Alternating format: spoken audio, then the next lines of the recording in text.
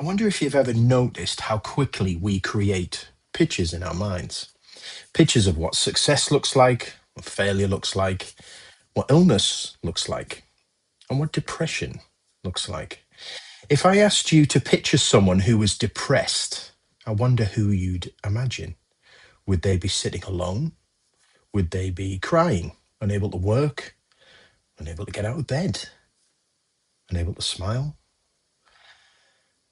And for many years, that was a picture I carried too in various forms. Not because anyone deliberately taught me to, but because that's the picture our culture often paints. And the problem is, real life rarely follows a textbook, as we all know.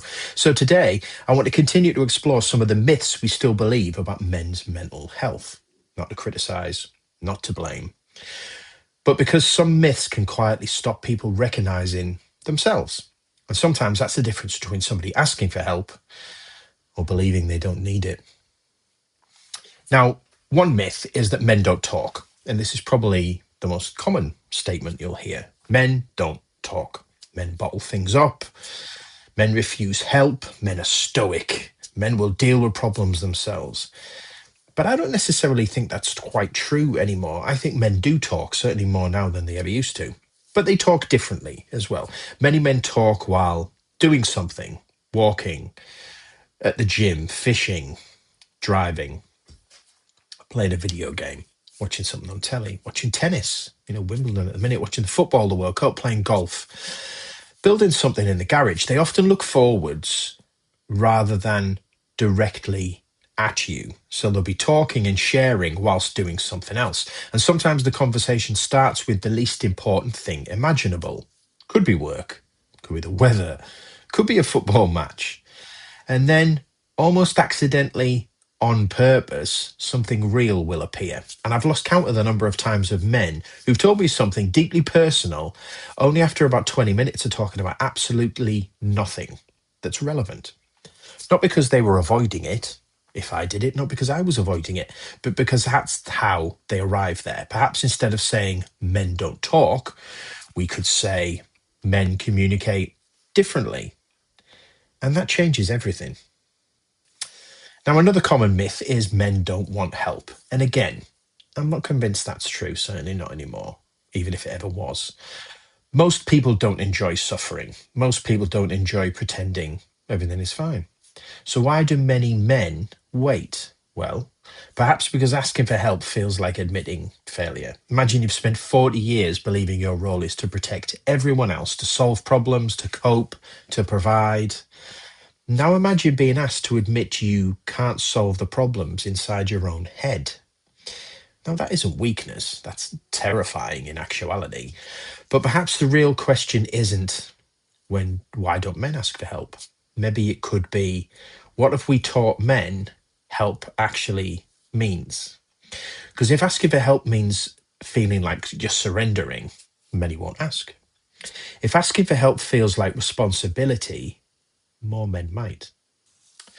Now, another common myth, depression always looks sad. And this one changed me personally. As a healthcare professional, I genuinely believed many, many decades ago depression had a particular appearance, until my own life and experiences taught me otherwise. Because depression can look like working a 12-hour shift, laughing with colleagues, going out with friends, paying the mortgage, taking the children to a football match, playing with them in the park, enjoying a film with your wife or your partner, helping out everyone else, quietly feeling nothing.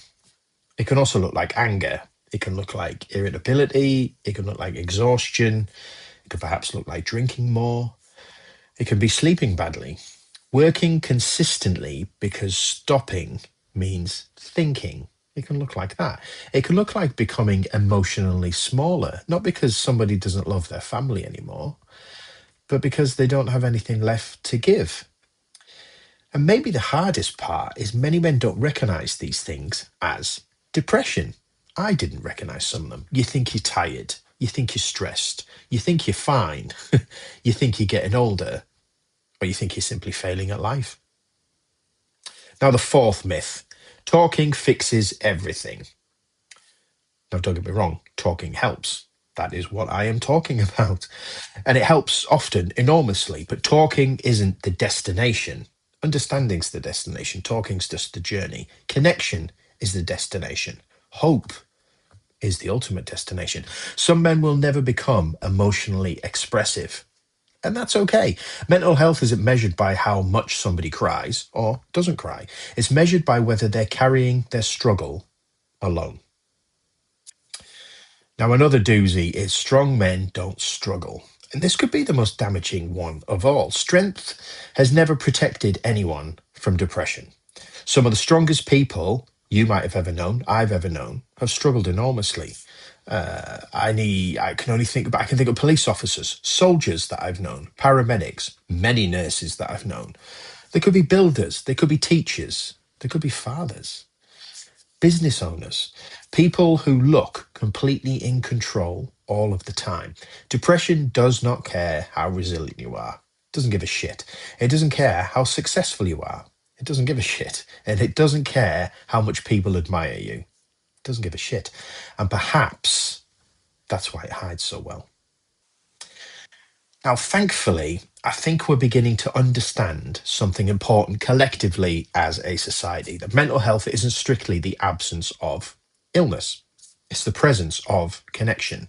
It's the presence of purpose, of meaning, of relationships, of rest, most important, of being known, being present, being visible, being accepted, and perhaps being allowed to be human. Now, looking back, I don't think I ever misunderstood depression because I lacked compassion or empathy, which is something that I was told I did lack empathy. But as I mentioned in the last video, choosing not to care and not caring are completely different things. And I do lack empathy. I cannot, with any ease, put myself in someone else's shoes to understand how they might be feeling about a certain situation. And this has got nothing to do with depression. This is a neurodivergent autistic thing. But Kelly has joked before that if my brain was an emoji, it would just be a brain with two hands going, because in situations where people are upset or struggling, she says the look on your face is just total confusion because you just don't get it. I don't get myself either. I struggle understanding my own emotions because my experience with depression came my acceptance of my own mental health and the requirements to keep it healthy. It's like anything, it's a muscle. You have to exercise it, you have to look after it, just like your body and everything. And I didn't really appreciate that until, well, it was October 2016. I can say exactly when it was. But I didn't appreciate all the nuance aspects that go into understanding one's own mental health. And I struggled to understand my own because for most of my life, because of the circumstances of my life growing up, I built a suit of armor that protected me from being hurt. And consequently, it was also a suit of armor that really stopped me from emoting very much. So I would come across as a bit callous and sometimes a bit cruel and a bit unfeeling. And that wasn't the case at all, but it was a deliberate choice not to care so that I didn't get hurt. But again, mental health is very selfish in so many circumstances because it's about you protecting yourself and you feeling the way you do. And you don't necessarily consider the ramifications and the consequences for the people around you. But it was only as I started my own journey that I got to appreciate the complexities of trying to navigate feelings and emotions. But my own, I'm almost like a child because my own emotions, almost or emoting my feelings, has only happened in the last 10 or so years. So I don't really understand a lot of them. They're literally quite new and alien to me. And when they happen, I don't quite know how to cope because I never really experienced it before because I didn't allow myself to experience it before. So I completely misunderstood depression. But again, not because I lacked compassion. I think I misunderstood it because I had too narrow a definition. I thought depression only looked one particular way. And life, as it does so often, showed me it wears many faces, some smiling, some successful, some just ordinary, which is so many of us. And that means many of us have probably walked past someone struggling and never realized.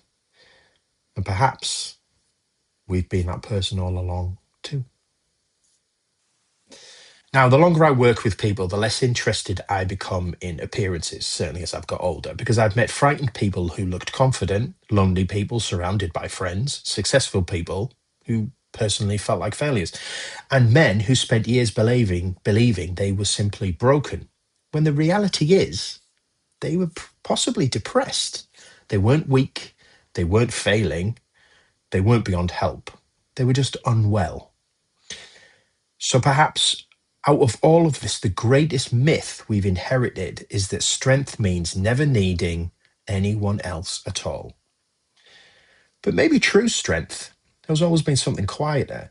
The courage to let someone walk beside you when carrying it alone has become too heavy. Because no one, no matter how strong they are, was ever meant to carry everything alone.